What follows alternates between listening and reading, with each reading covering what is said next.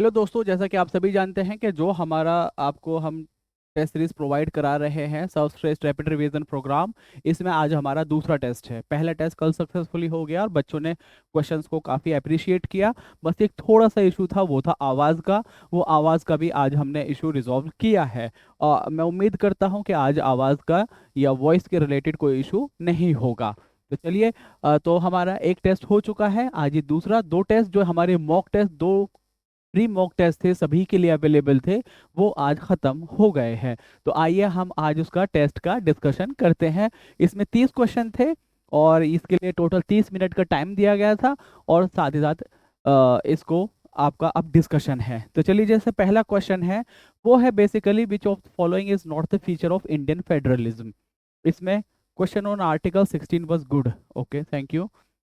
निम्नलिखित में से कौन सी भारतीय संघवाद की विशेषता नहीं है। बेसिकली अगर आप किसी भी गवर्नमेंट सिस्टम को देखेंगे तो आप उसे दो पार्ट में डिवाइड कर सकते हैं। किस तरह से डिवाइड कर सकते हैं? एक होता है फेडरल फीचर और एक होता है unitary.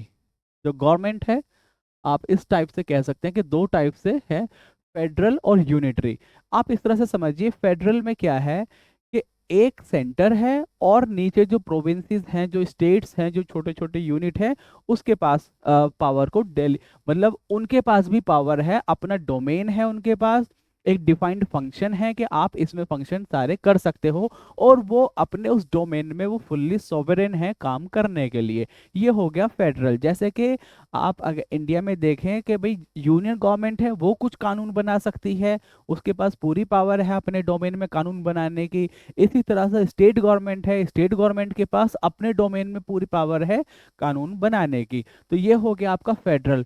Unitary feature, unitary basically वो है जिसमें एक सेंटर है, उसने अपनी पावर को अपने पास पूरा कंसंट्रेटेड यानी कि पूरा जोड़ के रखा हुआ है और उसी पावर को उसने उसमें से कुछ पावर को डेलीगेट कर दिया है, जो नीचे यूनिट्स हैं उसको डेलीगेट कर दिया है। वो जो काम कर रही है, जो छोटी यूनिट है, वो on behalf of the centre या on behalf of the union कर रहे हैं। तो ये इसका बेसिक कॉन्सेप्ट है। अब हमारा जो कॉन्स्टिट्यूशन है उसमें कुछ फेडरल फीचर है और कुछ उसमें यूनिटरी फीचर है। तो पहले हम देखते हैं क्वेश्चन के हिसाब से, not a feature of Indian federalism, इनमें से कौन सा इंडियन फेडरलिज्म का फीचर नहीं है। There is independent judiciary in India, Bharat में एक स्वतंत्र न्यायपालिका है। The power have been clearly divided between the centre and the state. ये बहुत ही जो कहते हैं ना, एक फंडामेंटल फीचर है ये फेडरलिज्म का, जिसमें पावर बिल्कुल सेपरेट की गई है। Power, the power have been clearly divide, ऐसा कर दिया कि ऐसा नहीं कि आप उसके डोमेन में कूदे वो आपके डोमेन में कूदे। आप दोनों की, चाहे आप बड़े हैं, आप सेंटर हैं और आप स्टेट है, प्रोविंस है, लेकिन दोनों की पावर को बिल्कुल क्लियरली सेग्रीगेट कर दिया गया है। तो ये एक डिफाइनिंग फीचर है आपके इंडियन फेडरलिज्म का।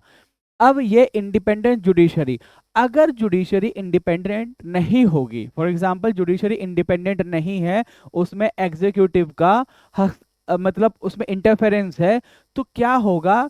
जो आज के टाइम में जुडिशरी इंडिपेंडेंटली, चाहे तो लेजिस्लेचर हो चाहे आपका एग्जीक्यूटिव हो, उनको अकाउंटेबिलिटी जो इंश्योर करती है वो नहीं हो पाएगी। तो इसलिए independence of judiciary, independent judiciary is also a fundamental feature of Indian federalism. और अगर आपको याद हो, जो 99th कॉन्स्टिट्यूशन अमेंडमेंट एक्ट था, 99th कॉन्स्टिट्यूशन अमेंडमेंट एक्ट या फिर एनजेक एक्ट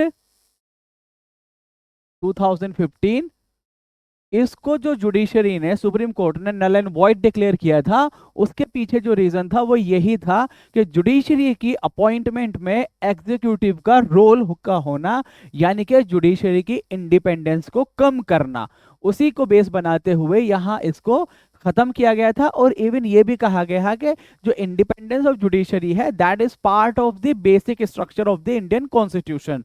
तो ये भी इसका फीचर है। और federating unit have been given unequal representation in the Rajya Sabha, बिल्कुल सही है। हमारे यहाँ अगर आप देखें राज्यसभा में, वहाँ उत्तर प्रदेश की कुछ और है, यहाँ बेसिकली पॉपुलेशन के बेस पर है।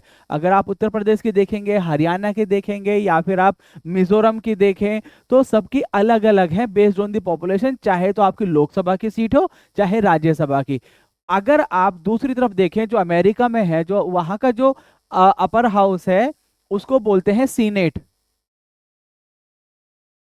वहां क्या है, हर स्टेट के पास, चाहे उसकी पॉपुलेशन कम है, चाहे वो बड़ा है, चाहे छोटा है, वहां हर के पास 2 सीट है। वहां है इक्वल रिप्रेजेंटेशन। हमारे यहाँ क्या है, अनइक्वल रिप्रेजेंटेशन है। ये जब आप मेंस लिखेंगे और मेंस में आप बताएंगे कि हमारा जो फेडरेशन है वो ट्रू फेडरेशन नहीं है, तो उसमें इस तरह के एग्जाम्पल आपको कोट करने होते हैं। आपको ये वाला फैक्ट दिखाना होता है कि किस तरह से हमारा जो फेडरेशन है वो अनइक्वल है। ओके। अब इसमें it is the result of agreement among the federating unit. अब जैसे यहाँ अजका ने बताया सी, अजका मैंने जो अभी बोला ये पूरा एक्सप्लेन किया, इससे आप समझी कि जो आप बोल रही हैं वो गलत है आंसर, बल्कि जो इसरार ने बताया है वो आंसर ठीक है।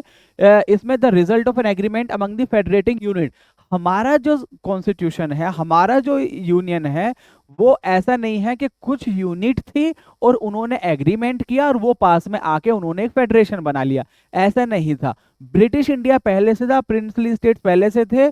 अब उसी में वो लोग जुड़े हैं, उसी को एक ग्रुप बनाया है। और अगर आप आर्टिकल देखें, आर्टिकल 1 जो है, आर्टिकल 1 भी कहता है इंडिया इज अ यूनियन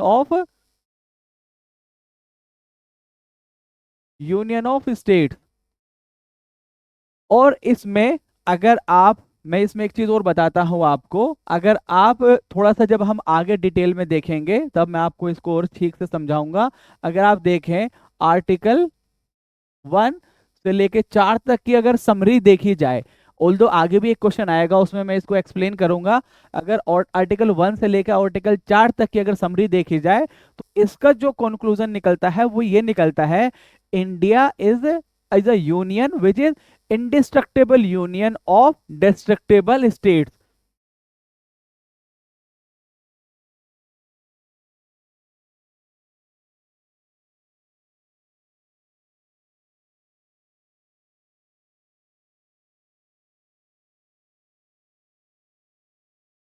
ये इसकी समरी है। और कल भी हमने देखा था, जब हमने देखा था आर्टिकल 2 आर्टिकल 3, जिससे आर्टिकल 2 से एक्सटर्नल रीऑर्गेनाइजेशन, आर्टिकल 3 से इंटरनल रीऑर्गेनाइजेशन, और जिसके बेस पर हम किसी भी स्टेट का नाम बदल सकते हैं, किसी भी स्टेट का एरिया बदल सकते हैं, किसी भी स्टेट को 2 पार्ट में डिवाइड, 3 पार्ट में डिवाइड कर सकते हैं, किन्हीं भी दो स्टेट्स को जोड़ के एक नया स्टेट बना सकते हैं। तो वो आर्टिकल 3, और उसमें ये कहा गया आर्टिकल 4 में कि ये एक संवैधानिक, मतलब इसको कॉन्स्टिट्यूशनल अमेंडमेंट नहीं माना जाएगा और ये सिंपल मेजोरिटी से हो जाएगा। इसका एक ही मतलब निकलता है, पूरा जो निचोड़ है, India is a union, indestructible union of destructible state. तो इसका आंसर हो जाएगा डी। आई होप आपको समझ में आ गया होगा कि इसका आंसर डी क्यों है। ओके, चलिए अब हम चलते हैं अगले क्वेश्चन पर। अगला है, which of the following is the correct chronological order of formation of the Indian states of. यहाँ जो है ना, अगर आप देखें तो ये 3 क्वेश्चन है लगातार जो आपके क्रोनोलॉजी के ऊपर है। अब मैं यहाँ एक बार थोड़ी सी एक चीज एक्सप्लेन करूंगा और मैं उम्मीद करूंगा कि उसी एक एक्सप्लेनेशन से आपकी सारी चीजें क्लियर हो जाएंगी। ओके, देखिए आज़ादी से पहले क्या था, कुछ एरिया जो था वो ब्रिटिश के कंट्रोल में था, जिसको बोलते थे ब्रिटिश प्रोविंसेस। कुछ एरिया ऐसा था जो प्रिंस कंट्रोल करते थे। ओके, जब आपका इंडिपेंडेंस हो गई, आज़ादी मिल गई, तो उस टाइम में जितना भी पूरा एरिया था उसको 4 पार्ट में डिवाइड किया था। All the states and union territories were divided into 4 part. आपका part A, part B, C and D, ये 4 पार्ट में डिवाइडेड था। ओके, अब हुआ क्या कि एक और डिबेट आप देखेंगे, एक डिबेट चल रही थी कि कुछ स्टेट को तोड़ा जाए on the basis of language. ऐसा था कि भाई एक लैंग्वेज वाले एक स्टेट में रहे, दूसरी लैंग्वेज वाले दूसरे स्टेट में रहे। ये बहुत डिमांड चल रही थी, लेकिन लैंग्वेज को क्राइटेरिया नहीं माना गया। उसके लिए कुछ कमेटी कमीशंस भी बनी, जैसे कि धार कमीशन बनी, जेबीपी कमेटी बनी, स्टेट रिओर्गेनाइजेशन कमीशन या फजल अली कमीशन बनी। अल्टीमेटली क्या होता है, फजल अली कमीशन की रिकमेंडेशन पर 7th कॉन्स्टिट्यूशन अमेंडमेंट एक्ट या स्टेट रिओर्गेनाइजेशन एक्ट आता है 1956 में। 1956 में स्टेट रिओर्गेनाइजेशन कमीशन एक्ट या 7th कॉन्स्टिट्यूशनल अमेंडमेंट एक्ट ये आया। ठीक है, इसने क्या किया, इस फोर फोल्ड क्लासिफिकेशन जो है, ये चार जो ग्रुप है, इसको डिवाइड किया और इसको कन्वर्ट कर दिया 14 states and 6 union territories. 14 state बने उस टाइम में और 6 यूनियन टेरिटरी।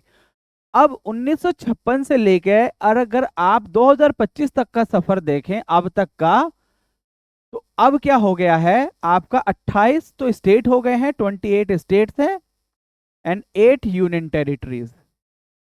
अब ये सफर हमें देखना है, हमें क्या देखना है, part A B C D चार पार्ट में डिवाइडेड थे, उसको स्टेट ऑर्गेनाइजेशन कमीशन एक्ट या सेवेंथ कॉन्स्टिट्यूशन अमेंडमेंट एक्ट, जो फजल अली कमीशन की रिकमेंडेशन के बेस पर आया था, उसने इस फोर फोल्ड क्लासिफिकेशन ऑफ जो स्टेट था उसको डिवाइड किया एंड उसने अल्टीमेटली क्या किया, 14 स्टेट एंड 6 यूनियन टेरिटरी।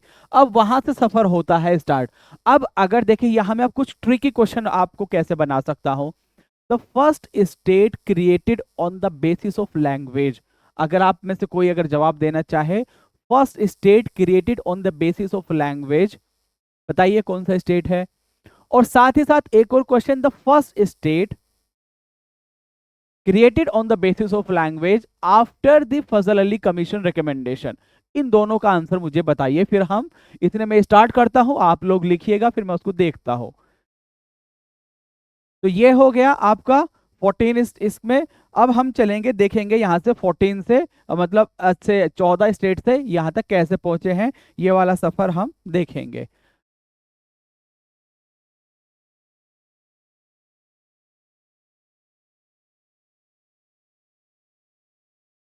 सबसे पहले 1960 में आपका बॉम्बे स्टेट डिवाइड हुआ, किसमें, आपका गुजरात एंड महाराष्ट्र। 1960, 1963 में आपका नागालैंड बना। 1966 में आपका हरियाणा बना, किससे डिवाइड हो गए, पंजाब से डिवाइड हो गए। 1970, 1972, हाँ 1972 में आपका मेघालय,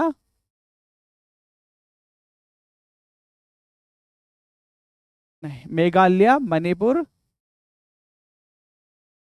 एंड त्रिपुरा। एक बार इसको देख लीजिए, बस यहीं से बार बार, जैसे अभी आप देखेंगे तीन क्वेश्चन हमने बनाए 1972। अब यहीं पे 1975 में एक स्टेट था सिक्किम, जो पहले के एक अलग अलग देश था, उसको इंडिया ने लिया, 35 कॉन्स्टिट्यूशन अमेंडमेंट एक्ट, उसको प्रोटेक्टोरेट स्टेट बनाया और फिर उसको 36 कॉन्स्टिट्यूशन अमेंडमेंट एक्ट से एक कंप्लीट स्टेट बना लिया। और यहाँ पर प्लेबिसाइड भी हुआ था, जिसमें लगभग 97% जो वहां की आबादी थी उसने इंडिया के साथ जुड़ने के लिए हाँ बोला था। तो 1975। अब यहाँ पर आपका 1987, और 1987 में आपके बने एक तो गोवा, और यहाँ एक गोवा, मिजोरम और अरुणाचल प्रदेश, गोवा, मिजोरम एंड ARPR, अरुणाचल प्रदेश। और इसी तरह से फिर इसके बाद आए जाइए 2000 में, यहाँ बने तीन, आपका उत्तराखंड, झारखंड एंड आपका छत्तीसगढ़। और 2014 में बना आपका तेलंगाना। और 2019 में आपका जो स्टेट था जम्मू एंड कश्मीर, उसको दो पार्ट में डिवाइड कर दिया, जम्मू एंड कश्मीर एंड लद्दाख, यानी कि दो यूनियन टेरिटरीज बनाती। अब आप इसको एक बार इस क्रोनोलॉजी को देख लीजिए। अब आप एक एक एक बार मैं फिर इसको रिपीट करूंगा, फिर आप इसे नहीं भूलेंगे, और जो क्वेश्चन है ना फटाफट फटाफट आपके होते रहेंगे। तो चलिए एक बार मैं फिर से आपको बताता हूं कि आपका हमारा जो सबसे पहले था, आप इंडिपेंडेंस के बाद states were divided into 4 parts, part A B and C and D, चार पार्ट में डिवाइडेड थे। स्टेट ऑर्गेनाइजेशन कमीशन एक्ट या सेवेंथ कॉन्स्टिट्यूशन अमेंडमेंट एक्ट इस four fold classification of states को डिवाइड कर खत्म करता है और 14 स्टेट एंड 6 यूनियन टेरिटरीज में कन्वर्ट कर देता है। वहां से लेके 2019 तक का जो सफर है या आज तक का सफर है, उसमें 14 स्टेट से आपके 28 स्टेट हो गए। अब हम देखते हो किस तरह से हुए। सबसे पहले जो क्रिएट हुआ आपका वो हो गया गुजरात एंड महाराष्ट्र 1960 में। 1960 में Gujarat and Maharashtra were created out of Bombay and 1963 में नागालैंड बना, 1966 में हरियाणा बना, 1973 में 72 में Meghalaya, Manipur and Tripura, MMT, Meghalaya, Manipur and Tripura बने। एंड 1975 में सिक्किम बना, 1982 में 1987 में आपका गोवा, मिजोरम और अरुणाचल प्रदेश, ये तीनों पहले यूनियन टेरिटरी थी और इनको स्टेट का दर्जा दिया गया किसमें, 1987 में, 1987 में इनको तीनों को स्टेट का दर्जा दिया गया। तो ये तीन स्टेट बने। फिर सन 2000 में 2000 में आपके तीन स्टेट बने, झारखंड, छत्तीसगढ़ एंड उत्तराखंड, ये तीन बने। 2014 में तेलंगाना बना आंध्र प्रदेश को तोड़कर, और 2019 में जो जम्मू कश्मीर स्टेट था उसको दो पार्ट में डिवाइड किया, जिससे लद्दाख एंड आपका Jammu and Kashmir union territory बनी। जम्मू एंड कश्मीर वो यूनियन टेरिटरी है जिसके पास अपनी स्टेट लेजिस्लेटिव असेंबली है। अब देखिए मैं यहाँ पर कुछ क्वेश्चन बनाता हूँ, एक जैसे ये जो है आपका यूनियन टेरिटरी के ऊपर है। तो आज के टाइम में तीन यूनियन टेरिटरी हैं जिसके पास स्टेट लेजिस्लेटिव असेंबली है, दिल्ली, पुडुचेरी एंड जम्मू एंड कश्मीर। आपकी दो यूनियन टेरिटरी है जिनके पास अपने हाई कोर्ट है, दिल्ली एंड जम्मू एंड कश्मीर। तो इस तरह से जो है ना कंफ्यूजन ये स्टेटमेंट बना के आपको कंफ्यूज किया जा सकता है। मेरे ख्याल से अब इसमें आपको कोई डाउट नहीं होनी चाहिए। तो अब आप देखेंगे क्वेश्चन नंबर 3, क्वेश्चन नंबर 3 भी अब आप कर लेंगे। आंध्र प्रदेश 1953 ये स्टेट ऑर्गेनाइजेशन से पहले हो गया था। हिमाचल प्रदेश, आपका हरियाणा, सिक्किम, आप इसको इस तरह से कर लेंगे। इसी तरह से फोर्थ जनरल इलेक्शन ये हुआ था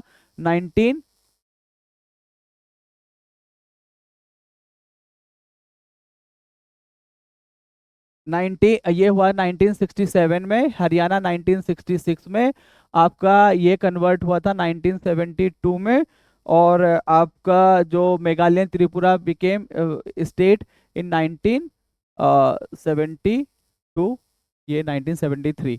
तो इस तरह से आप इसको यहाँ देख लीजिए, ये इस तरह से कन्वर्ट हो गए थे। ये 67 में, ये 66 में, ये 1973 में, 73 में, ये 72 में। तो यहाँ आप क्रोनोलॉजी ये बना देंगे। अब ये आपके लिए कुछ भी नहीं रह गया है, ये जो पोर्शन है ना इसको आप एक बार दोबारा से सुन लीजिएगा, और फिर आपका स्टेट का जो क्वेश्चन है वो गलत, क्रोनोलॉजी का क्वेश्चन गलत नहीं होगा। Which of the following has the exclusive power of determining the issue of the citizenship in India? देखिए जो सिटीजनशिप है, आप अगर देखेंगे तो कुछ फीचर ऐसे हैं जिनके ऊपर एक्सक्लूसिव पावर है आपका यूनियन की, कुछ के ऊपर एक्सक्लूसिव पावर है स्टेट की, और कुछ के ऊपर पावर है दोनों की, चाहे तो सेंटर हो चाहे स्टेट हो। तो ये हो गया। अब यहाँ पे जो सिटीजनशिप है, यहाँ जो आपको कंफ्यूज कर सकते हैं, बच्चा कंफ्यूज हो सकता है। देखिए कोर्ट को तो हटा देगा, लेकिन प्रेसिडेंट, लोकसभा, सेंट्रल गवर्नमेंट, इसमें थोड़ा सा कंफ्यूज हो सकता है कि प्रेसिडेंट के पास पावर है या किसके पास पावर है, या फिर यहाँ पे कि भाई गवर्नमेंट जो है जनरली वो लोकसभा से होती है, तो लोकसभा में, ये गलत है आपका। लोकसभा भी गलत है, कोर्ट भी गलत है, प्रेसिडेंट भी। इसका आंसर सेंट्रल गवर्नमेंट है। तो सेंट्रल गवर्नमेंट है जिसके पास एक्सक्लूसिव पावर है आपका सिटीजनशिप के रिगार्डिंग। और सिटीजनशिप जो है इसके बारे में हम देख लेते हैं, ये एक्वायर कितनी तरह से की जा सकती है, कितनी तरह से ली जा सकती है, और कितनी तरह से टर्मिनेट, खत्म की जा सकती है। तो इसके लिए तो है ब्रांड, यानी कि 5 तरीके हैं, और इसके लिए है 3 तरीके, TRD। ब्रांड से यानी कि किस किस तरह से ली जा सकती है, बाय बर्थ ली जा सकती है, by registration, by acquisition, by naturalisation and by descent. ये 5 तरीके हैं जिनसे सिटीजनशिप ली जा सकती है according to the citizenship act 1955। Okay, जिसको अमेंड किया गया, कई बार अमेंड किया गया, पहले PIO लेकर आए, फिर से मतलब इस तरह से जो अभी CNRC का प्रोटेस्ट, उसके लिए भी आपने देखा होगा कि किस तरह से चेंज किए गए। तो यहाँ एक्विजिशन है, उसमें ये वाली कंडीशन को चेंज किया गया था, नेचुरलाइजेशन को। और आपका टर्मिनेशन जो है, टर्मिनेशन में आपके हैं 3 तरीके, एक तो है टर्मिनेशन, एक रिनेंसिएशन और एक डेप्रीवेशन। तो 3 तरीके से खत्म की जा सकती है, 5 तरीके से एक्वायर की जा सकती है, by birth, by registration, by acquisition, by naturalisation and by descent. Okay, तो यहाँ पर आपका किसके पास पावर है एक्सक्लूसिव, सेंट्रल गवर्नमेंट के पास एक्सक्लूसिव पावर है। अब देखिए जैसे मैंने यहाँ आपको बता ही दिया ऊपर, अब आप देखेंगे अगला question, citizen of India loses his और हर सिटीजनशिप इफ ही और शी अगर देखिए आपका सिटीजनशिप खत्म होने के क्या तरीके मैंने बताए, 3 तरीके बताए। एक तो आपका है टर्मिनेशन, एक रिनंसिएशन और एक डेप्रीवेशन। अब अगर उसने अपनी सिटीजनशिप छोड़ ही दी है तो ऑब्वियसली इसको बोलते हैं हम termination. willfully acquires the renunciation of the another country, renunciation. Get married to citizen of another country, criticise the government. Government को क्रिटिसाइज करने से सिटीजनशिप खत्म नहीं होती है। अगर ऐसा है तो आप देखेंगे, देखते, यानी कि अब यही अपोजिशन नहीं, जो अब से पहले भी अपोजिशन थी वो खत्म ही हो जाती, गवर्नमेंट उनकी सिटीजनशिप ही खत्म कर देती। तो सिटीजनशिप क्रिटिसिज्म से नहीं है और ना ही किसी दूसरे से शादी करने से। मान लीजिए एक पर्सन ए ने किसी दूसरे देश के नागरिक से शादी की तो उसकी सिटीजनशिप पे अभी कोई असर नहीं पड़ा। अगर इसने अपनी जहां शादी की है वहां उस देश की सिटीजनशिप एक्वायर कर ली, वहां के लिए उसकी सिटीजनशिप को ग्रहण कर लिया है, उसकी सिटीजनशिप को ले लिया है, तो फिर हमारे यहाँ की ऑटोमेटिकली खत्म हो जाएगी या फिर गवर्नमेंट उसको टर्मिनेट कर देगी कि आपने यहाँ की सिटीजनशिप छोड़ दी है। और तो ये हो जाएगा, इसका आंसर हो जाएगा ओनली आपका 1 और 2 इसमें करेक्ट है। A person will lose his citizenship if he. अब देखिए मैंने आपको पहले ही बता दिया था, अब ये आपको बिल्कुल क्वेश्चन बिल्कुल आसान लगेगा। इसमें क्या है, a person will lose his citizenship if he voluntarily, अगर उसने वॉलेंटरली अपनी मर्जी से छोड़ दिया। Renunciation, government withdraw his citizenship. deprivation, oh sorry, deprivation, he voluntarily accept the citizenship of another country। Renunciation, पहला टर्मिनेशन, रिनंसिएशन एंड डेप्रिवेशन। तो इस तरह से ये तीनों के तीनों इसके आंसर सही है। इन तीनों तरीके से वो सिटीजनशिप अपनी खत्म कर देगा। Which of the following categories of fundamental right get incorporate protection against the untouchability as a form of discrimination.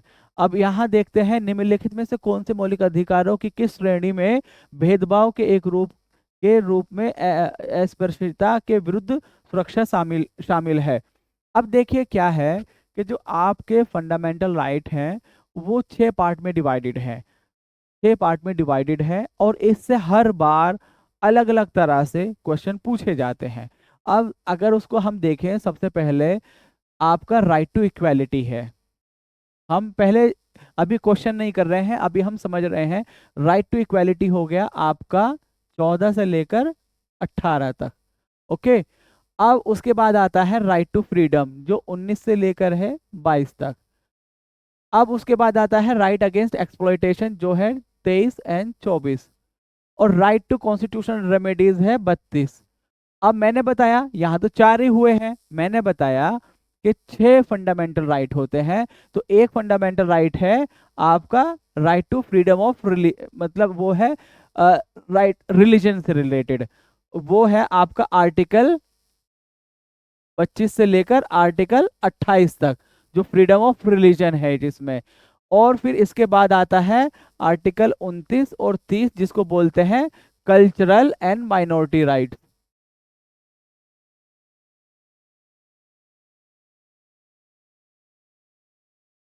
तो ये आपके 6 राइट हो गए आपका।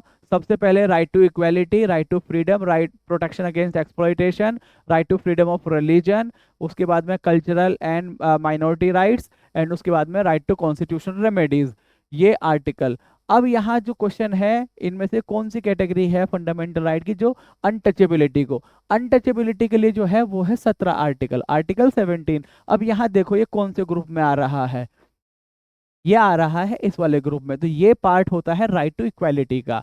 भाई देखिए अगर ये चीज है तो ये तो आपको देखिए जैसे कि आर्टिकल एटलीस्ट 51 तक तो आपको बिल्कुल रटे हुए होने चाहिए। ये सिर्फ ऐसा नहीं कि आपके प्रीलिम्स में काम आते हैं, बल्कि आपके मेंस में भी बहुत काम आते हैं जब आप आंसर लिखते हैं और जब आप आर्टिकल के साथ मेंशन करें। फॉर एग्जांपल जैसे कि अनटचेबिलिटी के ऊपर ही बात कर रहे हैं, तो आप अगर ऐसे लिखेंगे कि अनटचेबिलिटी नहीं होनी चाहिए और एक लिखेंगे कि according to article 17 of Indian constitution untouchability एक क्राइम है, तो आप वहां जैसे कि भाई हमारे मौलिक अधिकार है 17, आर्टिकल 17 के तहत इसको अबॉलिश किया गया है। या उसी तरह से आप बताएं, जैसे मान लीजिए मुझे बोलने की आज़ादी है कि मुझे बोलना चाहिए, लेकिन आप कहेंगे आर्टिकल 19 जो है वो हमें ये आज़ादी देता है कि हम बोल सकें, right to freedom of speech and expression. तो ये सारी सब चीज़ें जब आप आर्टिकल के साथ मेंशन करते हैं तो आपका आंसर एक जनरल आंसर से स्पेसिफिक आंसर हो जाता है। तो ये आपको याद होने चाहिए। तो इसका आंसर हो जाएगा डी। अब इसके आगे चलते हैं हम। इसका अगला क्वेश्चन है, which of the following statement is correct, rights are the claims of the. ये यूपीएससी का क्वेश्चन है और जनरली यूपीपीसीएस जनरली इतना डेप्थ में नहीं पूछता है कॉन्सेप्चुअल, लेकिन क्या पता पूछ लिया जाए, तो इसलिए ये वाला क्वेश्चन मैंने रखा था। इसको थोड़ा सा समझते हैं। बेसिकली आप यहाँ पर इसको इस तरह से समझें, एक सोशल कॉन्ट्रैक्ट थ्योरी है जिसमें ये स्टेट है और ये सिटीजन्स है।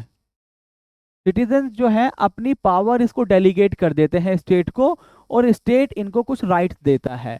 तो ये जो राइट्स है, हमारे जो सिटीजन्स के राइट्स है, ये हमारे क्लेम्स होते हैं। Rights are the claims of the citizens against the state. State हमें कुछ प्रोटेक्शन प्रोवाइड कराता है, हमें कुछ हक देता है, क्योंकि हम अपनी पावर डेलीगेट कर रहे हैं स्टेट को। तो ये इस तरह से है आपका जो आप ये समझे, rights are the claims of the citizens against the state. तो ये आप इस तरह से इसको देख सकते हैं। जैसे यहाँ है, rights are the privileges of few citizens against the many, बिल्कुल गलत। Rights are the privileges which are incorporate in the constitution, बिल्कुल गलत। Rights are the claims of the state against the citizen, ये रिवर्स कर दिया है। Basically rights हमारे right होते हैं अगेंस्ट द स्टेट, जैसे कि हमारे फंडामेंटल राइट है, मोस्टली वो स्टेट के एक्शन के लिए है। मोस्टली जैसे कि स्टेट हमें सबको बराबर समझेगा, या फिर स्टेट जो हमारे एम्प्लॉयमेंट में डिस्क्रिमिनेशन नहीं कर सकता।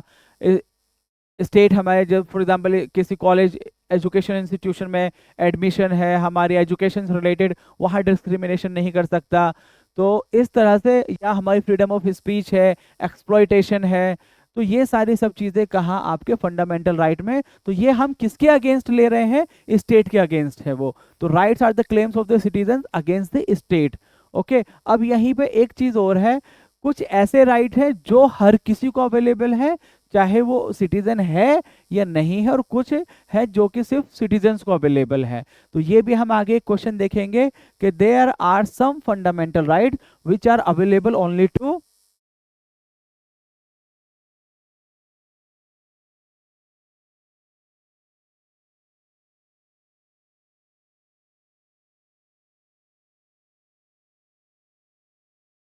हाँ, इसमें कुछ बिल्कुल सही आंसर बताया था इसका आपने। अब इसमें कुछ फंडामेंटल राइट हैं जो सिर्फ और सिर्फ सिटीजन्स को अवेलेबल होते हैं, जैसे कि आपका आर्टिकल 15, 16, 19, 29 एंड 30। ये आपको याद रखना है। और ये आर्टिकल ऐसे भी पूछ सकता है, और ये आर्टिकल इसकी डेफिनेशन देके भी पूछ सकता है। फॉर एग्जाम्पल वो कह सकता है आपका freedom of speech and expression, या फिर यही नहीं, that I want to form a cooperative society. ये क्या सिर्फ सिटीजन्स को अवेलेबल है या सबको अवेलेबल है। तो कोऑपरेटिव्स जो फॉर्मेशन के लिए जो फंडामेंटल राइट है वो आता है आर्टिकल 19 के तहत। ओके, या जैसे कि freedom of association, to form the association. अब ये किसके अंडर आता है, आर्टिकल 19 के अंडर। अब आर्टिकल 19 क्या सिटीजन्स को अवेलेबल है, सबको अवेलेबल है, तो ये सिर्फ सिटीजन्स को अवेलेबल है। तो इस तरह से क्वेश्चन वो घुमा के भी पूछ सकता है। और अब आप बिल्कुल इतना मानकर चलें, जिस तरह से कंपटीशन बढ़ रहा है, अब कमीशन जो है वो बहुत ज्यादा सीधे क्वेश्चन नहीं पूछ रहा। कुछ जैसे आपने 2024 वाला पेपर देखा होगा, तो बहुत सारे स्टूडेंट के लिए वो, या तो आप मान लीजिए वो बाउंसर की तरह था, एकदम यॉर्कर की तरह था। तो उसके आपको उस चैलेंज के लिए भी अपने आप को तैयार रखना है कि कहीं ऐसे क्वेश्चन आ गए तो क्या होगा। ठीक है, तो इस तरह से जब आप पढ़े तो सिर्फ ऐसा नहीं है one word one word one word देखते चले, उसके पीछे का भी समझे कि आखिर क्या है, या उसको अलग अलग तरह से भी देखें। तो ये इसका आंसर हो जाएगा answer C. Question number 10, which of the following are envisaged by the right against exploitation. अब जैसे मैंने बताया अभी पिछले ही क्वेश्चन में हमने देखा right protection against exploitation. Okay, ये है आर्टिकल 23 और 24, दो आर्टिकल इसके अंदर आते हैं। एक आर्टिकल में है इसमें आपका यहाँ क्या बोला गया है, अबोलिशन ऑफ अनटचेबिलिटी। अब देखिए क्वेश्चन किस तरह से तैयार होते हैं। आपने पहले देखा अनटचेबिलिटी किसका पार्ट है, अनटचेबिलिटी है राइट टू इक्वालिटी का। इक्वालिटी में भी कौन सा आर्टिकल, आर्टिकल 17। ओके, जब आर्टिकल 17 हो गया और वो इक्वालिटी का पार्ट हो गया तो एक्सप्लॉयटेशन से तो हट गया, तो यहां से इसको सीधा आप हटाइए। आपने इसको हटा दिया। मैं कह रहा हूं आप ऑप्शन देखिए, दो ये गया, ये गया, ये गया, आंसर आ गया। लेकिन मैं नहीं कह रहा इतना सीधा आप आंसर पे जाइए, हम और भी स्टेटमेंट देखते हैं। Protection of interest of minorities, मैंने एक और लाइन वहां बोली थी कि 6 फंडामेंटल राइट है, 6 फंडामेंटल राइट है, उसमें से एक बताया था cultural and minority right. Article 29 और 30, आर्टिकल 29 और 30 क्या है, cultural and minority rights. Okay, तो ये भी आपका खत्म हो गया क्योंकि ये राइट अगेंस्ट एक्सप्लॉयटेशन नहीं है। अब एक्सप्लॉयटेशन में क्या है, prohibition of traffic in human beings, मानव तस्करी और जबरन श्रम, यानी कि जो फोर्स्ड लेबर है या ह्यूमन ट्रैफिकिंग है, वो आर्टिकल ये आपका यहाँ इसमें है 23। और prohibition of employment of children in factories and mines, ये आर्टिकल 24। बहुत बार पूछता है, बहुत बार पूछता है आर्टिकल 23 और 24 को, कभी उसको ऊपर नीचे कर देता है, कभी किस तरह से पूछता है, कभी सीधा एक्सप्लॉयटेशन का आर्टिकल पूछ लेगा, कभी पूछेगा ये आर्टिकल है इसमें क्या मेंशन है। तो ये दो आर्टिकल आपको बहुत अच्छे से, मैंने तो फिर कहा आर्टिकल 51 तक तो आपको रटे हुए होने चाहिए, बहुत अच्छे से रटे हुए होने चाहिए। तो आंसर हो जाएगा इसका सी। ओके, चलिए मैं 1 मिनट का ब्रेक लेता हूँ, पानी पी लेता हूँ। इसने आप देखिए इसे।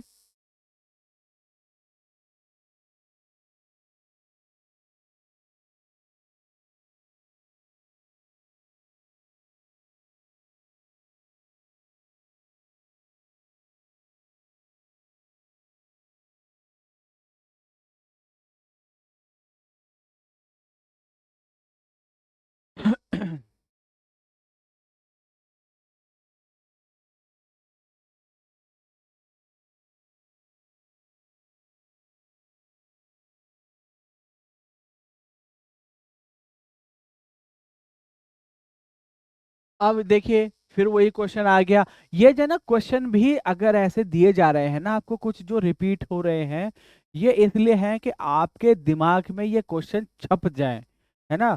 आपको इन्हीं से ही जुड़े हुए क्वेश्चन दिखेंगे। ऐसा नहीं है कि वहां यहाँ आप जमीन पे पढ़ाई कर रहे हो वहां कुछ आसमानी क्वेश्चन होगा, या आप आसमानी पढ़ाई कर रहे हो वहां कुछ जमीनी क्वेश्चन होगा, ऐसा कुछ नहीं है। इन्हीं में से ही क्वेश्चन होते हैं और इसी में से ही स्टेटमेंट बदलकर या इसी में से जोड़कर आपको क्वेश्चन बना दिया जाता है और आप कंफ्यूज हो जाते हो। Which of the in the Indian constitution the right to equality is granted by 5 articles, इनमें से कौन कौन से हैं वो 5 आर्टिकल जो राइट टू इक्वालिटी करते हैं।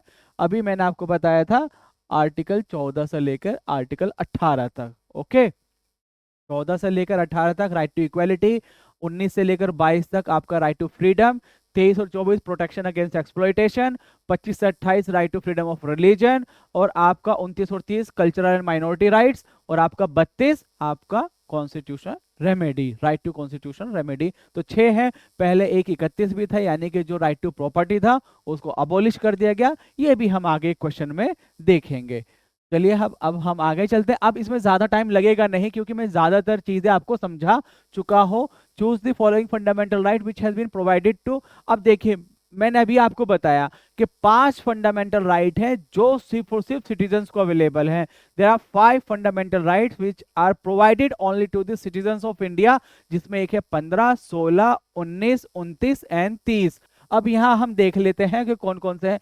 फ्रीडम ऑफ स्पीच, अब ये है कौन सा, वही मैंने अभी आपसे बोला था ना, आर्टिकल ही नंबर पता नहीं होना चाहिए, आर्टिकल है भी क्या ये भी पता होना चाहिए। अदरवाइज अगर आपने रट रखा है 15, 16, 19, 29, 30, अब पूछ लिया यहाँ पर, ये बता दीजिए क्या है, हो गई हमारे मतलब हालत खराब। तो ये है राइट टू इक्वालिटी, ये आपका article 14, interest of minorities, protection of life and personal liberty, ये है आपका आर्टिकल 21। तो ये नहीं है, ये भी नहीं है, आपका हो जाएगा 1 और 3। तो आपका ए, इसका ए आंसर हो जाएगा। ओके, तो इस तरह से जो है ना चीजें आपको रटनी, देखिए जहां रटनी है वो रटनी है, बट साथ ही साथ समझनी भी है। जो बच्चे समझकर और फिर रटते हैं वो बहुत बढ़िया करते हैं, क्योंकि रटा हुआ भी बहुत काम आता है और समझा हुआ भी बहुत। अब सिर्फ और सिर्फ रट लिया, सिर्फ और सिर्फ रट लिया तो नहीं, और सिर्फ समझ लिया। अब मान लीजिए क्वेश्चन पूछ लिया वहां पे कमीशन ने कि आपका जो इलेक्शन कमीशन है वो किस पार्ट में है, आपको पता है इलेक्शन कमीशन क्या है, इलेक्शन कमीशन का फंक्शन क्या है, इलेक्शन कमीशन का रोल क्या है, इलेक्शन कमीशन का क्रिटिसिज्म क्या है, लेकिन इलेक्शन कमीशन का पार्ट क्या है कॉन्स्टिट्यूशन में, किस पार्ट में मेंशन है हो। तो यही चीज, मतलब ऐसे ही बच्चे गुल हो जाती है बच्चों की वहां पर कि अरे यार ये तो पढ़ा ही नहीं, ये कैसे समझ में आएगा। तो समझना भी है और रटना भी है। Which of the following articles of Indian constitution guarantees equality of opportunity to all citizens of Indian matters related to public employment. Public employment के लिए कौन कौन से आर्टिकल इसमें है, जानबूझकर ये इस टाइप से किया गया है। अब यहाँ जो है सीधा पहले मैं आपको आंसर बता देता हूँ, आंसर है इसका बी 16, मतलब 16A1 और 2। इसमें बेसिकली जो अगर आप देखें जो आर्टिकल 16(1) है वो बताता है इक्वल अपॉर्चुनिटी प्रोवाइड करानी है for employment to all the citizens. Okay, और जो 16(2) है वो कहता है कि प्रोहिबिशन ऑफ डिस्क्रिमिनेशन नहीं होना चाहिए। और जो 3 है आपका, ये भी अगर मैं आपको बताऊं, ये एक रेसिडेंस की कंडीशन लगाता है कि सिर्फ यहाँ के लोगों को या इन लोगों को ये जॉब दी जा सकती है। और ये जो कंडीशन है ये सिर्फ और सिर्फ इसके लिए कौन कानून बना सकता है, पार्लियामेंट कानून बना सकती है। तो रेसिडेंस के लिए कौन कानून बना सकता है, सिर्फ और सिर्फ parliament can make law on this, only parliament. Okay, इसी तरह से 4 और 5 आपका एक बैकवर्ड के लिए हो गया, फिर और एक आपका ईडब्ल्यूएस के लिए हो गया। तो जो क्वेश्चन है हमारा वो बी उसका आंसर है। तो चलिए अब आगे चलते हैं। अब ये भी देखिए, article 21A provides the free and compulsory education. बहुत ही आसान है, बचपन से आप लोग सुनते आ रहे हैं। हो सकता है आप में से बहुत सारे बच्चे ऐसे हो जिन्होंने इस वाले दौर को जिया हो। अब देखिए हमारी तो उम्र ज्यादा है, तो हम तो इससे पहले ही पास हो गए थे, लेकिन हाँ हो सकता है आप में से कुछ बच्चे ऐसे हो जो इस वाले इसमें से निकल कर आए हो। अब आप बताइए कि यहाँ बच्चा इसमें भी कंफ्यूज हो जाता है, इस छोटे से क्वेश्चन में भी। तो इसमें आपका हो जाएगा, जो अभी भी देखिए मैं आंसर देख रहा हूँ, मैं अभी यहाँ टिक करने वाला था 8 to 14। तो देखिए कोई भी कंफ्यूज हो सकता है, तो इसका ये मतलब नहीं है। अब यहाँ पर क्या है, जो एज है वो 6 to 14 है, और 1 क्लास 2 क्लास 8 तक का यहाँ मामला है। इसमें पहले थी no detention policy. Please explain 1 to 5। और ये किस क्वेश्चन के लिए बोल रहे हैं आप इसरार।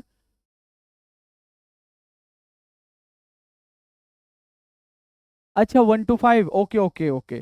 चलिए मैं एक बार दोबारा से रिपीट कर देता हूँ। देखिए 16(1) जो है, article 16(1), equal opportunity for all citizens in public employment. जो वो बात कर रहा है पहले कि आपको पब्लिक एम्प्लॉयमेंट में हर सिटीजन्स के लिए अपॉर्चुनिटी प्रोवाइड करानी है, वो हो गया 16(1). अब 16(2) जो है, अब पहले तो अपॉर्चुनिटी प्रोवाइड कराई, यहाँ 16(2) कह रहा है कि डिस्क्रिमिनेशन नहीं होना चाहिए। अब डिस्क्रिमिनेशन के भी ग्राउंड है, जैसे कि सेक्स है, place of caste, sex, residence, place of birth, decent.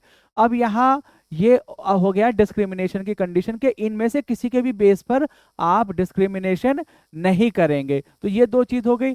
तीसरा जो है, जो 16(3) है, वो कहता है कि जैसे मान लीजिए कुछ जॉब है जो सिर्फ आपको उन्हीं रेजिडेंट को देनी है, यानी कि जो कुछ पर्टिकुलर एरिया से है, पर्टिकुलर जगह से है, उन्हीं को देनी है, लेकिन इसके लिए कानून सिर्फ और सिर्फ पार्लियामेंट बना सकती है।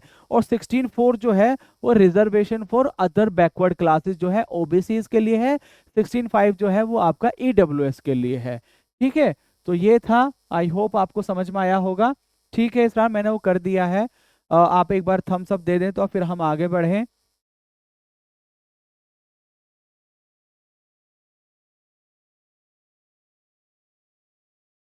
देखिए ऐसे ही अच्छा लगता है, अब कोई बच्चा पूछेगा करेगा, अब तो यही ठीक लगता है। बाकी तो फिर क्या ही है, खड़े होना है और बोलना है।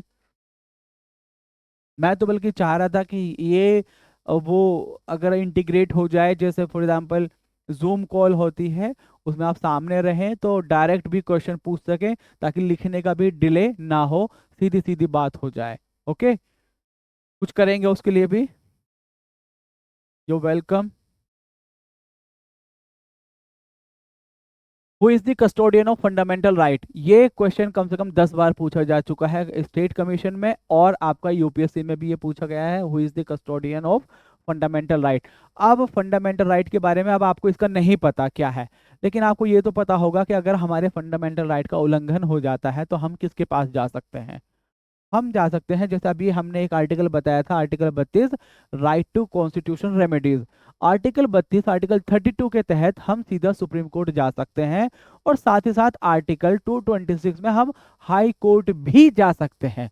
हाई कोर्ट, सिर्फ हाई कोर्ट जा सकते हैं ऐसा भी नहीं, सिर्फ सुप्रीम कोर्ट जा सकते हैं ऐसा भी नहीं, लेकिन हाँ, हम डायरेक्ट सुप्रीम कोर्ट जा सकते हैं। तो इसीलिए यहाँ पर जो है कस्टोडियन जो है फंडामेंटल राइट का, वो कौन है? आपका सुप्रीम कोर्ट है। और सुप्रीम कोर्ट क्या करता है? ये 5 तरह के रिट इशू करता है। रिट जो है वो इशू करता है 5 तरह की, जैसे कि आपका habeas corpus, mandamus, prohibition, certiorari and quo warranto. तो ये अलग अलग तरह की रिट्स हैं, जिसके तहत, जिसका एक ही मकसद है कि आपके जो फंडामेंटल राइट का उल्लंघन हुआ है, वायलेशन हुआ है, उसको सही किया जाए। तो ये है, और ये कौन है? आपका सुप्रीम कोर्ट इसको कर सकता है। हाँ, अब जैसे ये under the preventive detention a person can be detained without trial for. अब ये जो है इसरार, आपने कहा ये क्वेश्चन अच्छा लगा। अब मैं जो इसमें एक और चीज बताऊंगा ना, आपको हो सकता है और भी अच्छी लगे। मैं कोशिश करूंगा कि मैं कंफ्यूज ना करूं, बहुत क्लियरली मैं बोलूंगा, लेकिन एक नई इंफॉर्मेशन ही आपको दूंगा।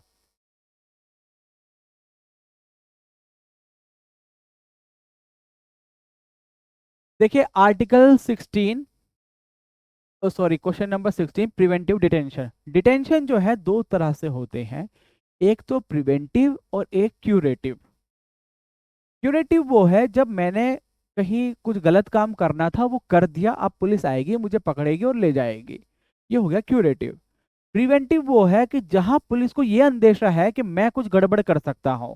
मान लीजिए यहां से कोई शोभा यात्रा है, या मान लीजिए कोई ऐसा प्रोग्राम होने वाला है, या मान लीजिए मैं कुछ ऐसा गलत काम कर सकता हूं, तो पुलिस पहले से ही एंटिसिपेट करके मुझे प्रिवेंटिव डिटेंशन के अंदर डाल देगी, मुझे पहले से ही पकड़ेगी और डाल देगी कि भैया इसे जेल में डालो, वरना ये आदमी बाहर गड़बड़। बल्कि मैं नहीं करूंगा, मैं एक बात बता रहा हूं कि ऐसा होता है। तो ये हो गया। अब इसमें क्या है? इसमें अब ऐसा भी नहीं होना चाहिए ना कि पुलिस आए और किसी को भी पकड़े और कह दे भैया इससे तो ये खतरा है और डालो इसे जेल में। अब उसे बेचारे को ऐसे ही कितने टाइम के लिए डाल दिया। अब इस तरह से तो उसका फंडामेंटल राइट का भी दिक्कत है ना। तो प्रोटेक्शन भी देता है कॉन्स्टिट्यूशन। कॉन्स्टिट्यूशन आपको स्टेट चलाने की भी परमिशन देता है, सही से मैनेज करने की भी, साथ ही साथ आपके प्रोटेक्शन भी। तो यहाँ क्या है? 3 महीने का टाइम है कि 3 महीने तक ही मैक्सिमम उसको रखा जा सकता है।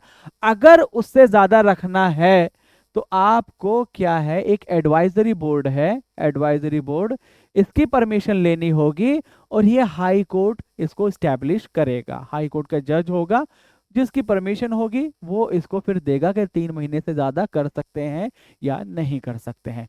ये हो गया जो अभी तक का प्रोसीजर है। एक आपने पढ़ा होगा 44th constitution amendment act. 44th constitution amendment act, इसरार इस चीज को थोड़ा सा ठीक से समझना। 44th है, इसने बहुत सारे चेंजेस बताए थे। इसने एक चीज ये भी रिकमेंड की थी कि ये जो 3 महीने का टाइम है, इसको खत्म किया जाए और 2 महीने का टाइम किया जाए। क्या किया जाए? 3 महीने का हटाकर 2 महीने का किया जाए। और साथ ही साथ इसने क्या कहा, जो एडवाइजरी बोर्ड है, एडवाइजरी बोर्ड में इसको कौन करेगा? इसमें जो हेड होगा वो आपका हाई कोर्ट का रिटायर्ड जज होगा, और जो मेंबर्स होंगे, बाकी जो 2 मेंबर होंगे, वो भी हाई कोर्ट के या तो सर्विंग जज होंगे या रिटायर्ड जज होंगे। और इनको अपॉइंटमेंट कौन करेगा? Chief justice of that high court.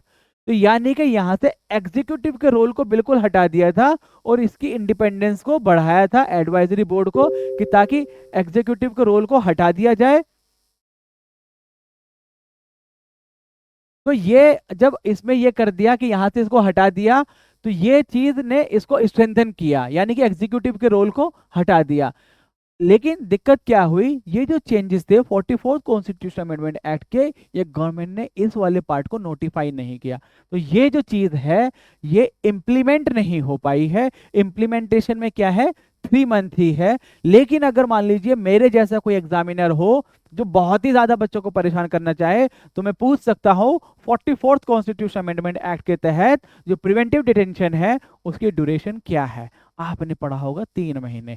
आप बहुत खुशी खुशी इस्तेमाल कराएंगे, और जब आप आके देखेंगे हमारी आंसर की, उसमें हम बताएंगे कि भैया 3 नहीं 2 महीने मेंशन है। जब आप कहेंगे ये तो हमने देखा नहीं था, क्वेश्चन गलत, अगले साल फिर से ट्राई करना।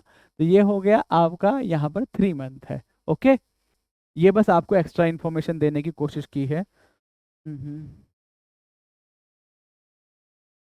अरे जैसे अब आपने कहा कि जो कन्विक्ट, अब कन्विक्ट करने का टाइम ही कहाँ है, पहले से ही डिटेन कर लेते हैं उसको। कन्विक्शन तो होना बाद की बात है, कोर्ट का ट्रायल होगा, इन्वेस्टिगेशन होगी, वो तो बाद का है। अभी इमिडिएटली उसको पकड़ के सीधा जेल में डालना है। तो यही तो है ना प्रिवेंटिव डिटेंशन। अभी तो कुछ भी केस की, किसी चीज की कुछ पता ही नहीं है, बस आपको अंदेशा है कि ऐसा हो सकता है, तो उठाइए और डाल दीजिए जेल में। तो ये चीज हो गई आपके यहाँ पर प्रिवेंटिव डिटेंशन में। अब एक और क्वेश्चन है जो आप लोगों को प्रिवेंटिव डिटेंशन से, आप इसे नोट कर लीजिएगा, प्रिवेंटिव डिटेंशन के रिगार्डिंग कौन कानून बना सकता है। Who has the authority to make a law regarding the preventive detention. Only parliament, only state legislature, और बोथ, दोनों बना सकते हैं। सब्जेक्ट डिफाइंड है अलग अलग। अगर मान लीजिए नेशनल सिक्योरिटी से रिलेटेड है, डिफेंस ऑफ इंडिया से रिलेटेड है, तो सिर्फ और सिर्फ पार्लियामेंट कानून बना सकती है। और अगर मान लीजिए स्टेट की सिक्योरिटी से है, maintenance of law and order है, या फिर मेंटेनेंस ऑफ एसेंशियल सर्विसेज है, अगर ये है तो स्टेट भी कानून बना सकता है और पार्लियामेंट भी कानून बना सकती है। तो अगर आपसे पूछा जाए कि क्या प्रिवेंटिव डिटेंशन सिर्फ पार्लियामेंट अथॉरिटी है, नहीं, स्टेट लेजिस्लेचर भी है।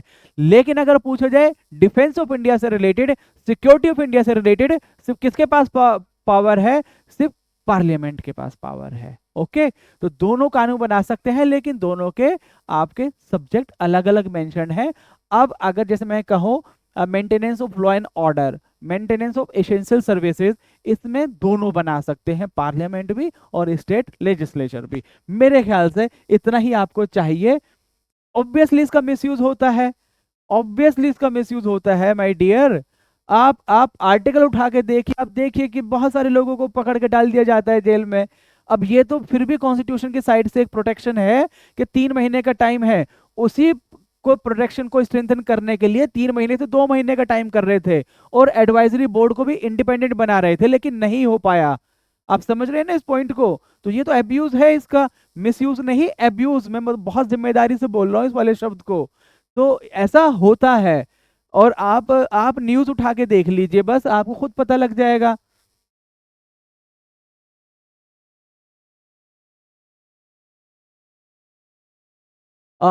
Question number 17, which of the following is a statutory right but not a fundamental right. इनमें से कौन सा स्टैट्यूटरी राइट है बट नॉट फंडामेंटल राइट। अभी हमारी, जब देखिए मैं कितनी बार बता दिया, आज आपको ये रट ही जाएंगे। Protection of liable personal liberty, article 21, जीवन और व्यक्तिगत स्वतंत्रता की सुरक्षा, to move freely throughout the territory of India, right to freedom of movement, यानी कि article 19, to assemble peacefully, article 19, right to property. अगर ये बात 1977 में हो रही होती, मैं 1977 में आपकी क्लास ले रहा होता, तो मैं कहता ये फंडामेंटल राइट है, क्वेश्चन गलत है। लेकिन ये है 2025, अब ये हट चुका है। 44th कॉन्स्टिट्यूशन अमेंडमेंट एक्ट 1978 ने राइट टू प्रॉपर्टी को खत्म कर दिया था, और इसको कन्वर्ट कर दिया था किसमें, आर्टिकल 300 ए में। यानी कि अब इसको आप चाहे तो लीगल राइट कहिए, चाहे आप इसको कॉन्स्टिट्यूशनल राइट कहिए, लेकिन ये अब आपका फंडामेंटल राइट नहीं है। No fundamental right. ओके, अब मेरा आप बच्चों से सवाल है, एक सवाल है। Right to property, 44th constitution amendment act, इसने आर्टिकल 19(1) एफ को डिलीट किया, आर्टिकल 31 को डिलीट किया। आप मुझे बताएंगे राइट टू प्रॉपर्टी दो जगह मेंशन क्यों था एज ए फंडामेंटल राइट। मैं फिर एक बार क्वेश्चन रिपीट कर रहा हूं, 44th कॉन्स्टिट्यूशन अमेंडमेंट एक्ट ने राइट टू प्रॉपर्टी को डिलीट किया और दो जगह से किया, आर्टिकल 19 से डिलीट किया और आर्टिकल 31 से डिलीट किया। मेरा क्वेश्चन है कि दो जगह मेंशन ही क्यों था। आप इसका मुझे आंसर देंगे, कमेंट करके बताएंगे, ठीक है। अभी करना चाहे अभी, चाहे फिर जब मैं वीडियो अपलोड करूंगा आप वहां पर करें, लेकिन इसका आंसर आप जरूर दें। तो यहां पर आपका आंसर हो जाएगा डी। आर्टिकल क्वेश्चन नंबर 18 बहुत इजी है। The word Hindu used in the article 25 of the constitution of India does not include. इनमें से किसको नहीं इंक्लूड करता है? ये जैन को इंक्लूड करता है, सिख को इंक्लूड करता है, बुद्धिस्ट को इंक्लूड करता है, ये पारसीज को इंक्लूड नहीं करता। पारसी एक अलग से एक सर स्टैचूटरी और नॉन स्टैचूटरी में बहुत कंफ्यूजन है। देखिए भाई, स्टैचूटरी और नॉन स्टैचूटरी आगे बाद में पढ़ते हैं, पहले एक ये क्वेश्चन आया है। स्टैचूटरी वो है जो कानून के तहत बना हो, जिसके लिए कोई कानून कोई एक्ट हो जिसके तहत बना हो। नॉन स्टैचूटरी वो है जो जो कोई किसी कानून से नहीं बना है। जैसे कि फॉर एग्जांपल आपका नेशनल ह्यूमन राइट कमीशन है, वो स्टैचूटरी बॉडी है क्योंकि वो नेशनल ह्यूमन राइट्स एक्ट के तहत बनी है, ठीक है। नॉन स्टैट्यूटरी क्या है? जो किसी कानून के तहत नहीं बनी है। जैसे कि आपका प्लानिंग कमीशन थी पहले, नीति आयोग है आज के टाइम में, ना किसी कानून के तहत बनी है ना संविधान के तहत। तो तीन तरह से बॉडी होती है, एक तो कॉन्स्टिट्यूशनल, एक स्टैट्यूटरी, एक नॉन स्टैट्यूटरी। तो कॉन्स्टिट्यूशनल वो है जो संविधान के तहत बनी हो, कॉन्स्टिट्यूशन के, जैसे कि finance commission according to article 280। Okay, आपका इंटर स्टेट काउंसिल हो गया। आपका इसी तरह से जोनल काउंसिल है, वो आपके किसकी तरह बनेगी? स्टैट्यूटरी होगी, क्योंकि वो स्टेट ऑर्गेनाइजेशन एक्ट के तहत बनी है। आपका इसी तरह से जैसे कि आपका ये बॉडी हो गई, फाइनेंस कमीशन हो गया, election commission of India constitutional body है। आपका सीआईसी चीफ इंफॉर्मेशन कमिश्नर या सीवीसी स्टैट्यूटरी बॉडी है क्योंकि कानून के तहत बनी है। तो जो किसी पार्लियामेंट एक्ट के तहत या स्टेट लेजिस्लेचर एक्ट के तहत बने वो स्टैट्यूटरी बॉडी, और जो संविधान के किसी प्रोविजन के तहत हो वो कॉन्स्टिट्यूशनल बॉडी, और जो इन दोनों में से नहीं हो वो नाइदर स्टैट्यूटरी नॉर कॉन्स्टिट्यूशनल, आपका जैसे कि प्लानिंग कमीशन या फिर नीति आयोग। ओके, मेरे ख्याल से अब इसका आंसर हो गया होगा। अब हम आगे चलते हैं। Under the constitution of India which one of the following is not a fundamental duty. देखिए फंडामेंटल ड्यूटी, अच्छा फंडामेंटल ड्यूटी से पहले मैं आपको एक चीज बता देता हूँ आर्टिकल 19 के बारे में। यहाँ थोड़ा सा आर्टिकल 19 में जो ना बच्चे बड़े कंफ्यूज होते हैं।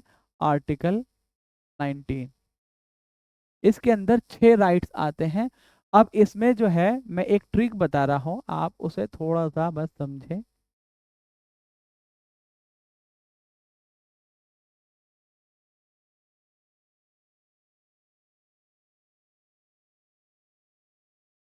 सैम रिसाइड इन पोलैंड, ये आपका आर्टिकल 19 को खत्म कर देगा।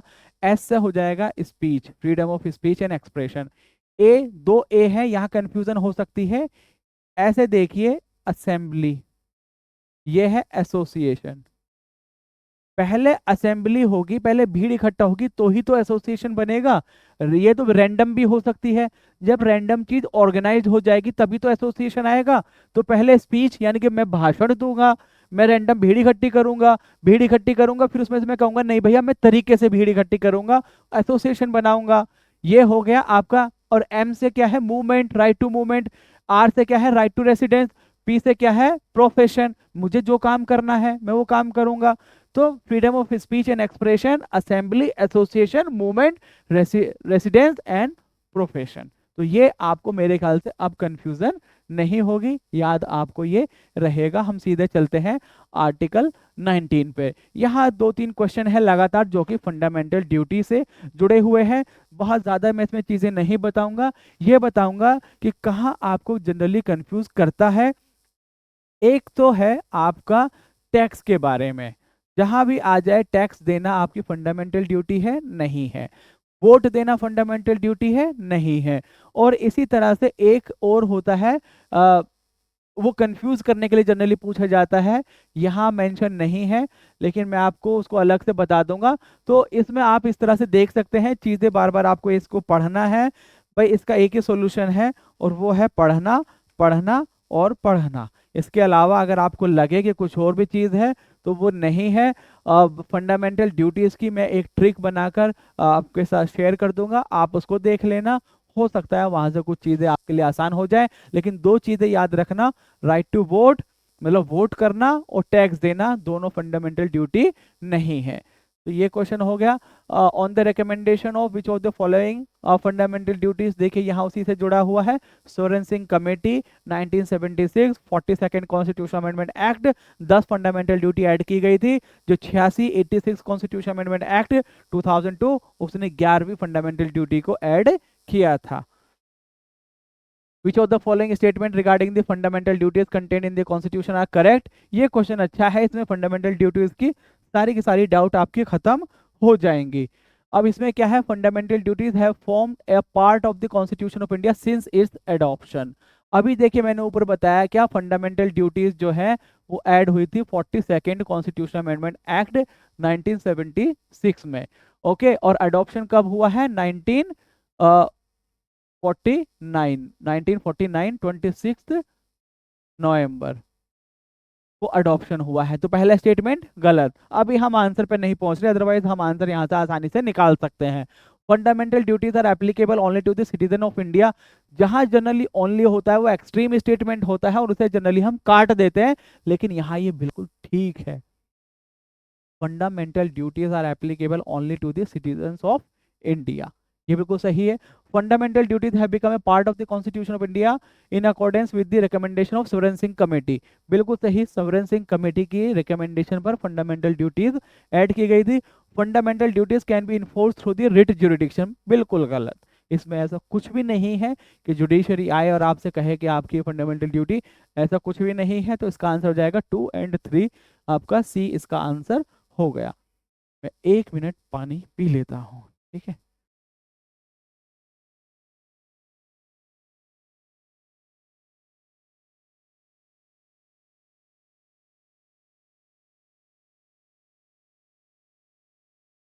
अगला क्वेश्चन है question number 23, with reference to the provisions contained in the part 4 of the constitution of India which of the following statement is are correct. Part 4, अब देखिए मैंने क्या कहा था स्टार्टिंग में ही आपके, कि आपको 51 आर्टिकल तक तो बिल्कुल रटे हुए होने चाहिए। सिर्फ आर्टिकल ही नहीं, आपको उनकी डेफिनेशन, उनके अंदर क्या दिया हुआ है, और एक जो मेजर ग्रुप है, जैसे कि पार्ट 1 हो गया यूनियन से रिलेटेड है, पार्ट 2 सिटीजनशिप से रिलेटेड है, पार्ट 3 फंडामेंटल राइट से रिलेटेड है, पार्ट 4 आपका डीपीएसपी से। अगर आपको यही पता नहीं है कि पार्ट 4 किससे जुड़ा हुआ है, तो आप तो गए काम से। तो इस तरह से आपको पार्ट भी याद रखने हैं। और यूपीपीसीएस का फेवरेट एरिया है पार्ट पूछना। अभी भी आरओ के क्वेश्चन में पूछा था शायद ट्राइब्यूनल्स के बारे में या कुछ इलेक्शन कमीशन के बारे में, कि ये किस पार्ट का है, या इस पार्ट में कौन सी चीज आती है, कुछ इस टाइप से क्वेश्चन था। तो ये एक फेवरेट एरिया है यूपीपीसीएस का। With reference to the provisions content in the part 4 of the constitution of India which of the following statement is are correct, they shall be enforceable by court, ये न्यायपालिका द्वारा परिवर्तनीय होंगे। देखिए enforceable क्या है, बेसिकली मेरे फंडामेंटल राइट का उल्लंघन हुआ, मैं आर्टिकल 32 के तहत सुप्रीम कोर्ट पहुंच गया कि भाई मेरे आर्टिकल का उल्लंघन हुआ है। सुप्रीम कोर्ट एक ऑर्डर इशू करेगा और उससे मेरा फंडामेंटल राइट जो है वो इम्प्लीमेंट हो जाएगा, या जो मेरे साथ गलत हुआ है उसको वो खत्म करेगा, ठीक है। लेकिन अब मान लीजिए जैसे फंडामेंट डीपीएसपी है, डीपीएसपी में एक चीज है, जैसे बहुत सारे प्रोविजंस हैं वो जैसे कि लिविंग वेज के बारे में है, या फिर अब देखिए एकदम से अचानक से चीज आदमी भूल जाता है। आर्टिकल 39 और बी जैसे prevention of concentration of wealth है। अब ऑब्वियसली कुछ लोग अमीर हो रहे हैं, अमीर पे अमीर होते जा रहे हैं, कुछ गरीब गरीब पे गरीब। तो ऐसा नहीं है जो मैं गरीब पे गरीब हो रहा हूँ मैं कोर्ट चला जाके कहूँ कि भाई अंबानी और मान लीजिए कोई बहुत बड़े बड़े बिजनेसमैन हैं, यही अमीर होते जा रहे हैं। कोर्ट इसमें इंटरवीन नहीं करेगा, वो नहीं कहेगा कि आपका डीपीएसपी का उल्लंघन हुआ है तो मैं इसको ऑर्डर करूंगा। तो इस तरह से नहीं है। तो यानी कि जो डीपीएसपी है उसके वो इन्फोर्सिबल नहीं है, यानी कि वहां पे कोर्ट ऑर्डर नहीं करेगा। तो they shall be enforceable by court, no. They shall not be enforceable by any court, बिल्कुल सही। The principle laid down in this part are to influence the making of the laws of the state. Obviously DPSP इसीलिए है कि वो state को, वो जो है ना स्टेट की जिम्मेदारी इंश्योर करते हैं। अब स्टेट की डीपीएसपी क्या है, बेसिकली हम लोगों के लिए एक जो सोशल जस्टिस है उसके लिए है, सोशल या इकोनॉमिक जस्टिस के लिए। अब अगर मान लीजिए एक पॉलिटिकल पार्टी ने हमसे प्रॉमिस किया कि मैं आपके लिए ये चीजें करूंगा बेहतर, अगर वो नहीं करती है तो उसकी अकाउंटेबिलिटी तय हो जाएगी ना। अकाउंटेबिलिटी ऐसे नहीं कि किसी कानून के तहत, वोट के तहत हम कहेंगे भैया लास्ट टाइम तो आपने ये बोला था, आपने नहीं किया, तो अब कैसे मैं कैसे इस चीज को करूं। तो वो आपकी गवर्नमेंट की the principle laid down in this part are to influence the making of the laws of the state. तो वो स्टेट के लॉ को बनाने में इन्फ्लुएंस करते हैं, तो ये सही है। तो इसमें से आपका 1 कट जाएगा, 2 और 3 बचेगा, तो आंसर डी हो जाएगा इसमें। In India separation of judiciary from executive is enjoined by. बड़ा ही अच्छा मुझे लगा ये। यहाँ इसको कई तरह से पूछा जाता है, कई बार पूछ लिया जाता है कि सीधा आर्टिकल 50 क्या है। कई बार पूछ लिया जाता है कि क्या सेपरेशन का यहाँ पर कोई कॉन्स्टिट्यूशन में मेंशन है, तो बिल्कुल है। सेपरेशन ऑफ जो पावर है, doctrine of separation of power, उसका हमारे यहाँ मेंशन है, और उसमें जुडिशरी और एग्जीक्यूटिव है। यहाँ भी क्वेश्चन मैं आपको कंफ्यूज कर सकता हूँ कि आर्टिकल 50 कहकर और ये कह दूं कि ये मेंशन है फॉर एग्जीक्यूटिव एंड लेजिस्लेचर या जुडिशरी एंड लेजिस्लेचर, तो ये भी गलत हो जाएगा। ये मेंशन किसके लिए है, एग्जीक्यूटिव एंड जुडिशरी के लिए है। तो ये प्रियम्बल नहीं है, 7th शेड्यूल नहीं है, कन्वेंशनल प्रैक्टिस नहीं है, डीपीएसपी का पार्ट है ये। ओके, तो ये आपका बी इसका आंसर हो जाएगा। चलते हैं question number 25। In in the Indian constitution DPSP, यहाँ सीधा सीधा सा पूछ लिया है, बहुत इजी है, लेकिन बच्चे कंफ्यूज हो जाते हैं जब पता ही नहीं है। तो कैसा है, मैं एक बार आपको बताता हूँ। जैसे पार्ट 1 है, पार्ट 1 में आर्टिकल आते हैं 1 to 4, पार्ट 2 में आते हैं 5 to 11, पार्ट 3 जिसमें फंडामेंटल राइट है आते हैं 12 से 35, पार्ट 4 इसमें आते हैं 36 से 51। ठीक है, पार्ट 4A है, इसमें आता है 51A। ठीक, तो इस तरह से चीजें आपको याद होनी चाहिए, रटनी है आपको। अभी तो मैंने सिर्फ पार्ट बोला है, मैं बोलूंगा आर्टिकल 1 में क्या है, आर्टिकल 2, आर्टिकल 3, आर्टिकल 4 या 5, 6, 7, 11। इस तरह से चीजें आपको याद होनी चाहिए, ना कि सिर्फ प्रीलिम्स के पर्सपेक्टिव से बल्कि मेंस के पर्सपेक्टिव से। ओके, तो इस पे आपका आंसर हो जाएगा बी, 36 से 51 हो जाएगा। इंस्ट्रूमेंट ऑफ,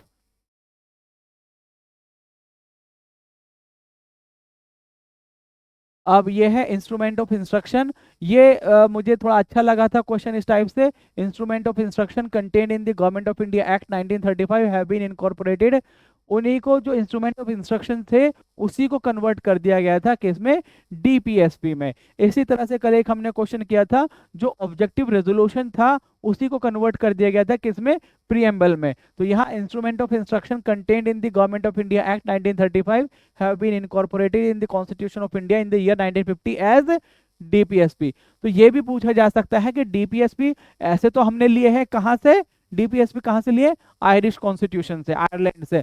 लेकिन अगर उसका हम ओरिजिन देखें तो 1935 एक्ट भी है, इंस्ट्रूमेंट ऑफ इंस्ट्रक्शन, जहां से सीधा सीधा हमने उसको उठाया है। A parliamentary system of government is the one. ये थोड़ा सा अच्छा क्वेश्चन है, इसको मैं थोड़ा सा ठीक से समझाता हूँ। देखिए, एक तो होता है पार्लियामेंट्री सिस्टम और एक होता है presidential system, form of government. Parliamentary system की जो सबसे बड़ी खासियत है, पार्लियामेंट्री सिस्टम की जो सबसे बड़ी खासियत है, ऐसे तो बहुत सारी खासियत होती है, लेकिन एक जो सबसे बड़ी खासियत है वो ये है, the executives are responsible to the legislature. यानी कि जब तक एग्जीक्यूटिव अपनी मेजोरिटी को बनाए हुए हैं तब तक वो चल सकते हैं। अगर लेजिस्लेचर ने उनके खिलाफ एक रेजोल्यूशन पास कर दिया तो वो खत्म हो जाएंगे, एग्जीक्यूटिव को रिजाइन करना पड़ेगा। जैसे कि नो कॉन्फिडेंस मोशन अगर पास हो जाता है तो उसमें उन्हें रिजाइन करना पड़ेगा।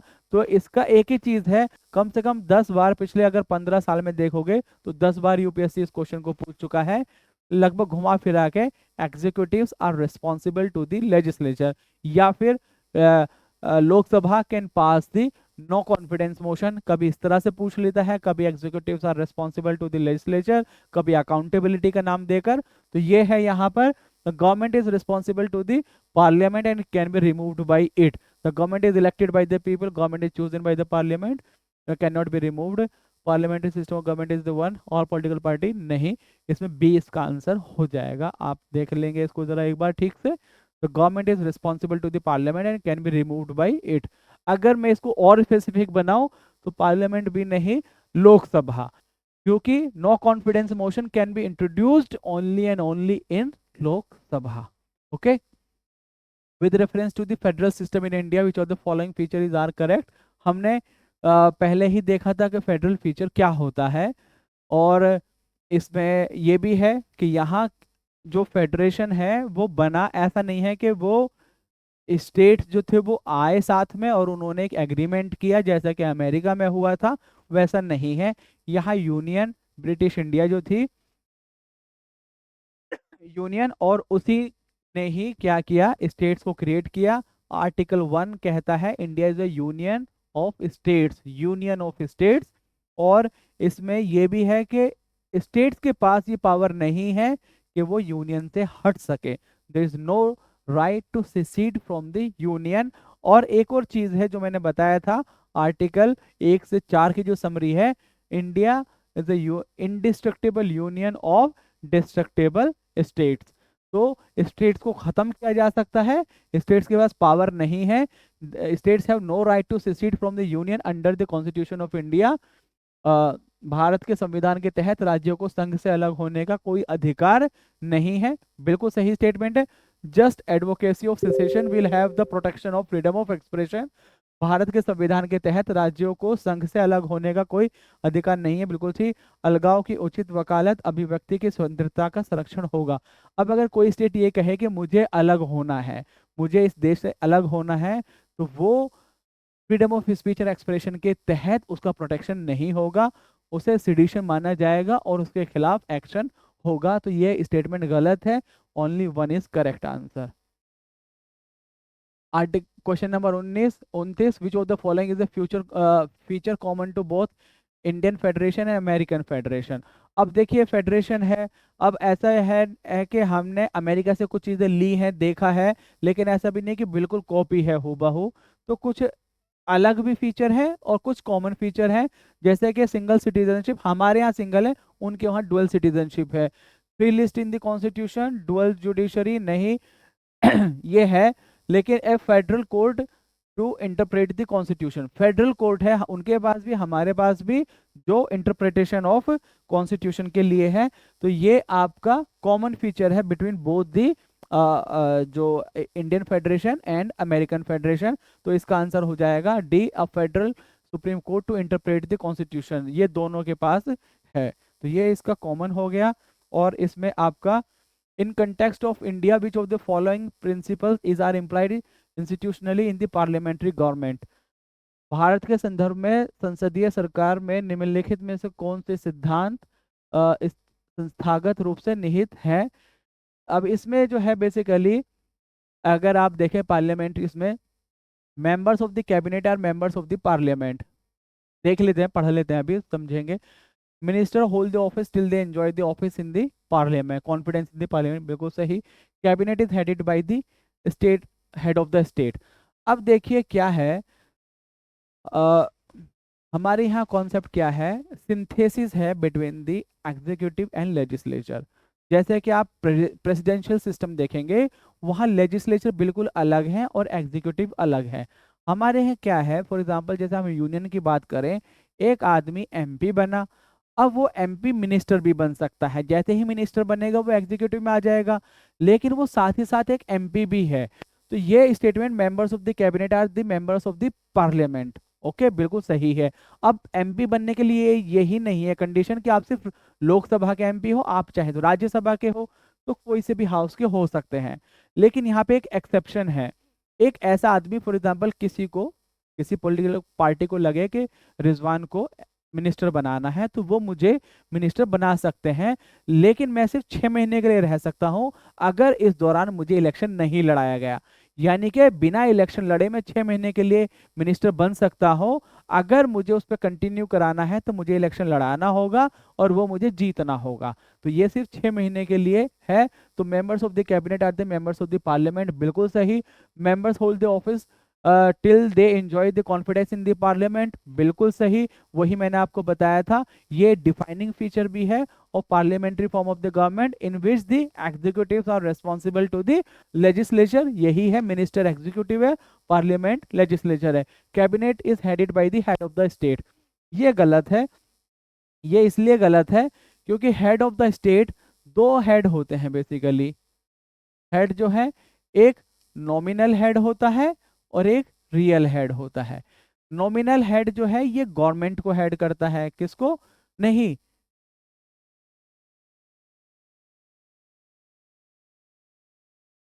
हेड एक नॉमिनल हेड हो गया और एक आपका रियल हेड हो गया। नॉमिनल हेड जो है वो आपका किसको हेड करेगा? स्टेट को, यानी कि देश को हेड करेगा। रियल हेड किसको हेड करेगा? गवर्नमेंट को। तो ये चीजें हो गई। तो यहाँ पर क्या है, cabinet is headed by the head of the state, नहीं हेड ऑफ द गवर्नमेंट। ठीक है, तो इसलिए ये गलत है। इसका आंसर हो जाएगा ए, 1 और 2। अब देखिए, ये था आज का डिस्कशन पेपर 2 का। अब कल से हमारा जो ये फ्री वाला पार्ट है ये खत्म होगा और हमारे जो बच्चे इसमें जुड़े हुए हैं उन्हीं को ये देखने के लिए मिलेगा या पेपर उनको अवेलेबल होगा।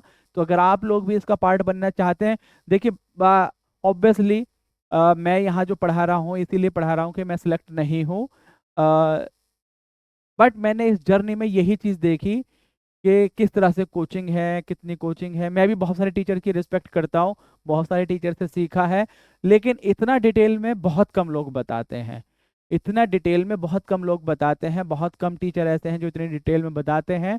बाकी आप भी बहुत सारी जगह ट्रायल ले सकते हैं, देख सकते हैं। अगर आपने ये 2 महीने हमें दे दिए, हमारे साथ जुड़ गए, तो हम ये आपसे वादा करते हैं, आपको एश्योर कराते हैं कि आपकी कामयाबी के चांस बहुत बढ़ जाएंगे। मैं नहीं कह रहा हूँ कि आप 100% कामयाब हो जाएंगे, लेकिन आपकी कामयाबी के चांस बहुत बढ़ जाएंगे। Thank you, have a good day, bye, take care.